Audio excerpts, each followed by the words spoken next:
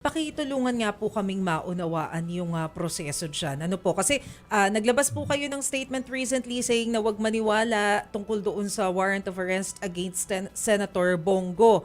Pero at what point po ba ina-unseal ng ICC yung warrant of arrest against doon po sa mga personalities involved? Kasi nung nilabas nila yung warrant of arrest kay FPRRD, well, kami nagulat kami. Yeah.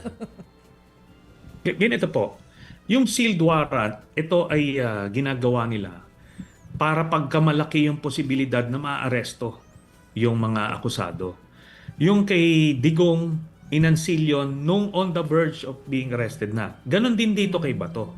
Inunseal yun nung maaresto na. It was just unfortunate na nilik ito ni Ombudsman Boying Remulla nung nakahagip siya nung balita na gano'n.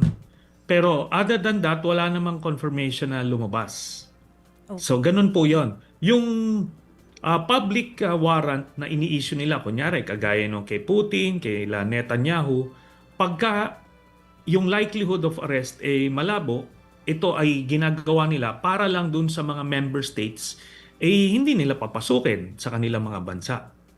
Pero itong sealed warrant, pagka talagang malaking posibilidad na maaresto, hinuhold nila until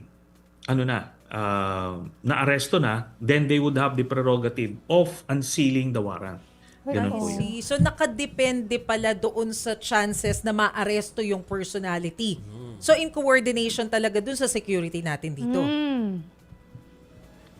Yes, kasi hindi naman mangyayari yung mga kagaya na lang no, yung kay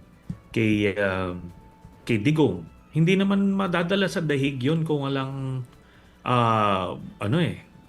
some form of cooperation Di ba? Di ba? Hindi naman mangyari yon. Ngayon yung dito, kita nyo, inunseal nila nung nandoon na si Bato at nandoon na yung arresting team sa Senado. Kaso nga hinarangan nila Cayetano and other senators yung pag-aresto, kaya naman sila humaharap ng obstruction of justice charges because of that. Senator, sabi nyo kanina, no, na-mention nyo kanina na mukhang natunugan o nabalitaan ni Ombudsman Remulla itong warrant of arrest mula sa ICC or Interpol. ICC, I guess, through Interpol, no? In the hierarchy, sino po ang unang nakakaalam dito sa Pilipinas in our case? Ano po yung hierarchy nun?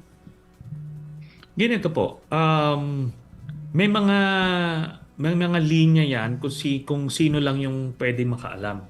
Unfortunately, hindi po natin pwedeng i-divulge yung mga taong yan Understood. for the meantime kasi makakompromiso yung future operations. Basta Understood suffice po. to say, si Pulong hindi niya pwedeng malaman yan. In the same way na si Digong hindi niya nalaman yan nung arestuin na siya. Ganun po.